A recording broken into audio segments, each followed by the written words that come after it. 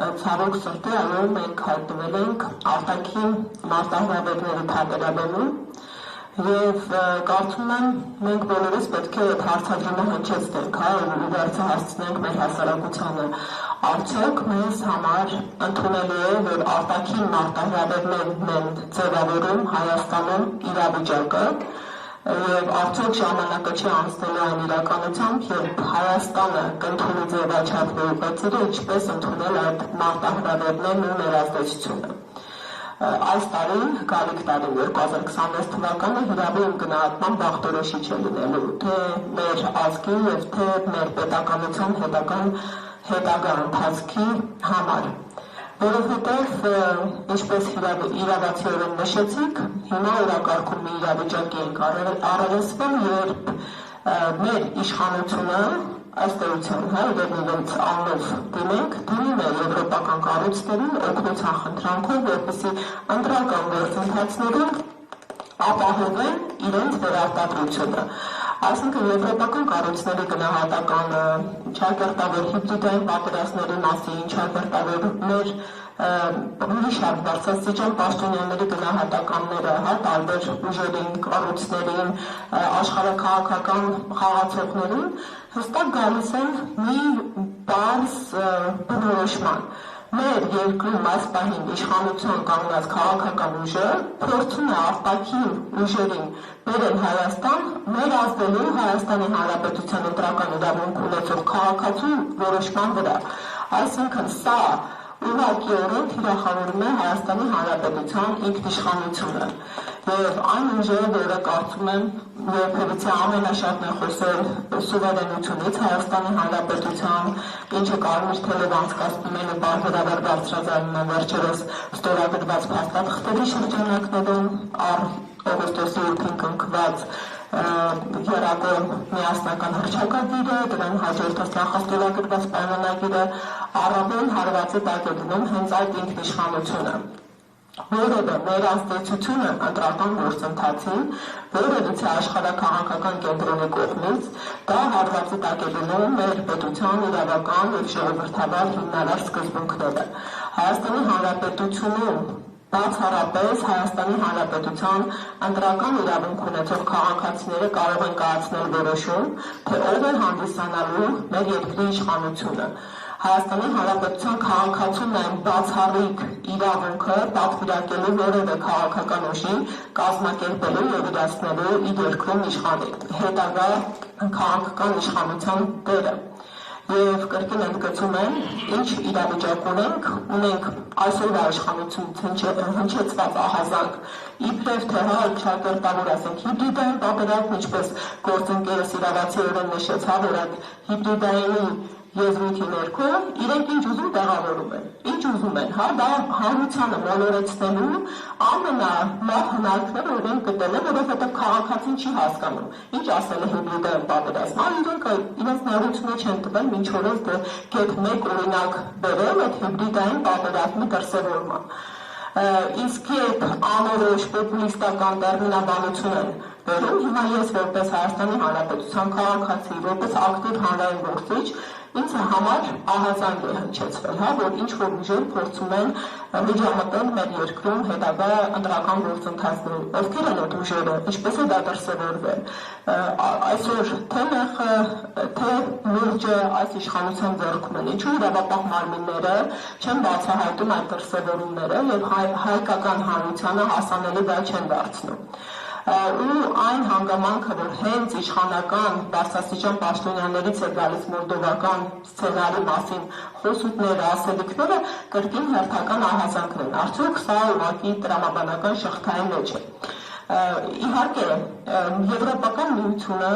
ինչպես նաև մյուս արտաքին աշխարհի կազմակերպությունները,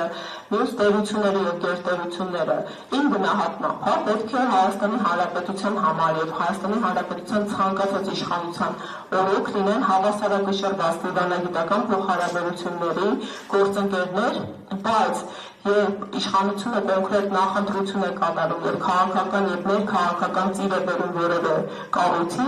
դա արդեն լրջագույն ահազանգ է, առավել ևս երբ այդ կառույցի ներկայացուցիչները տալիս են գնահատականներ իրավիճակի։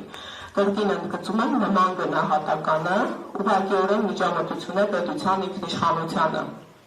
Իսկ մոլդովական սցենարը հետևյալն է ըստ էության եղել, երբ կոնկրետ ուժերի քաղաքական գնահատական տալով արգելվել է մասնակցելու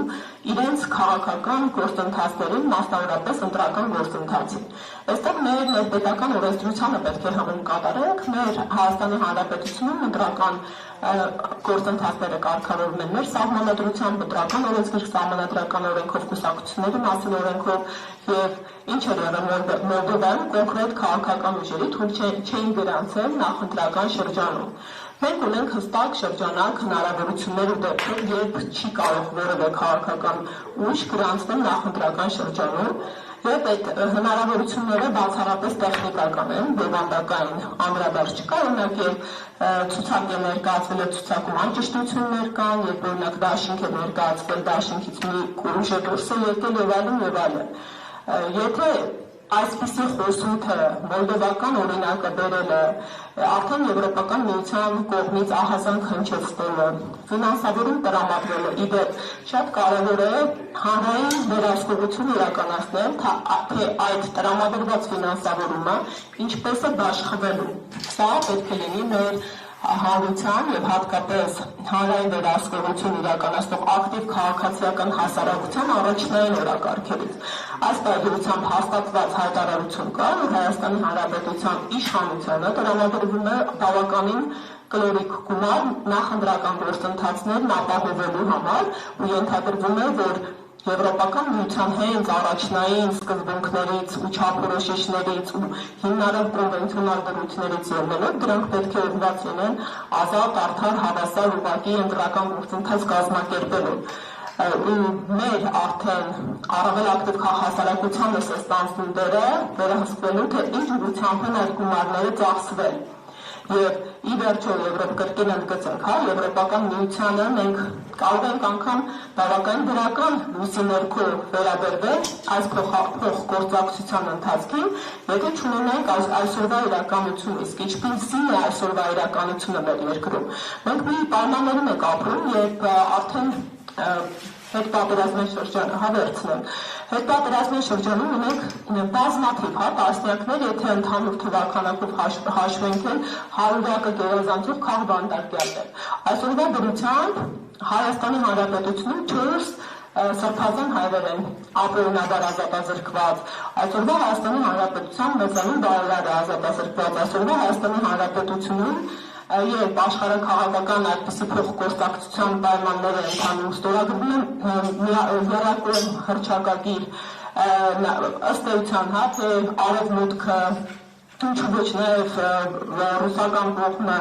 հայ-ադրբեջանական հարաբերությունների համակարգման ուղղված գործողություններ են կատարում, դեռ մենք ունենք ռազմագերիներ Ադրբեջանում։ Եվ այդ ուղղությամբ, որը պետք է առաջին նախաքայլը եւ նախապահանջը լիներ Հայաստանի Հանրապետության իշխանությունների կողմից, այսպես կոչված ճակերտավոր խաղաղության հնթարաջ, այսպես կոչված հենասյունային սկզբունքների կոչման կատարածման ընթരാճ մենք չենք տեսնում որևէ շոշափելի քայլ եւ օրինակ հակառակ կողմից ընդունված պարտավորվածություն։ Հետևաբար, ամփոփելով այսօրվա իրողությունը, Եվրոպան շատ ավելի Հայաստանի Հանրապետության հետ կապված իրողություններ ուներ իր աչքի առաջ, որոնց պետք է գնահատական տրվեր։ Օրինակ, կրկին ընդգծում եմ խոսքի ազատության իրավունքը։ Մենք այսօր ունենք քաղբանտարկյալներ, մարդիկ, ովքեր լրատվությամբ են զբաղվել եւ բացառապես անազատության պայմաններում են գտնվում իրենց ազատ խոսքի համար։ Երբ իրավական պետությունում, այո, եթե դու շրջանցում ես խոսքի ազատության սահմանները, դիմացի կողմը օրենքի եւ իրավունքի եղանակներով կարող է հասնել արդարադատության, օրինակ սրբատության եւ իրավորանքի հիմքով դատի տալով դիմացին, այլ ոչ թե ազգային անվտանգության ծառայությամբ ներխուժելով մարդկանց բնակարան եւ արդյունքում մարդկանց կալանավորելով։ Խղճի դավանանքի ազատության իրավունքը, նույն սրբազան հայրերի քեսը, եկեղեցու դեմ ուղղված այս տարի մեկնարկված արշավը, Այդ ամենը նոր իրավունքների շրջանակ է, եթե դրանից առաջ մենք քաղաքական իրավունքների խմբի հետ գործ ունեինք, մարդիկ ազատազրկվում էին, բռնության էին ենթարկվում, եթե ազատ հավաք են իրականացնում կամ հավաքի ազատության որևէ դրսևորում են իրականացնում, օրինակ փողոց էին փակում։ Այսօր քաղաքական իրավունքների խմբից վերանցում է կատարվել դեպի մարդու անձնական իրավունքներ, այնպիսին, ինչպիսին խոսքի ազատությունն է, ինչպես նշեցի, խղճի դավանանքի ազատությունն է։ Պայմանական կարող եք պատկերացնել որևէ երկրում, այդ թվում Հայաստանում, եթե մեկ այլ կրոնական կազմակերպության նկատմամբ իրենց ղեկավարներին կամ մասնակիցներին նման հետապնդումների ենթարկել։ Նույն Եվրոպան կարծում եմ բոլորս համոզված ենք, իսկ Եվրոպական միությունը ունի նաև բազմաթիվ մասնագիտացված կառույցներ հենց խղճի դավանանքի ազատության հարցերում, ինչպիսի աղմուկ բարձրացրած կլինեին։ Հետևաբար իմ գնահատմամբ բավականին խնդրահարույց է եւ կրկին ընդգծում եմ, հանրային վերահսկողության առարկա պետք է հանդիսանա այս փոխգործակցությունը։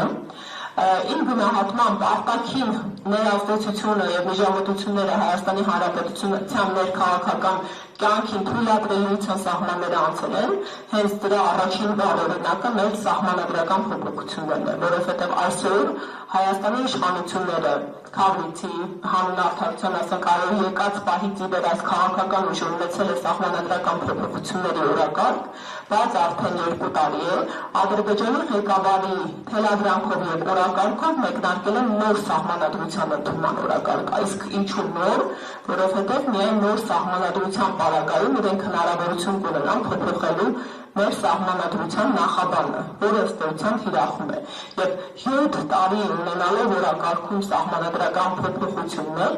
մենք կետ 1 թղթին տրված հոդված դեռ չենք տեսել։ Ինչ են անում, ինչ են պատրաստում անել, ասենք ավելի պատասխանատուն այս գործընթացի հայտարարեց, որ իրենք պատրաստում են անգամ շրջանցել հայեցակարգին պատրաստումը նախագծումը եւ հրապարակումը եւ անմիջապես սահմանադրության տեքստն հրավիրելու։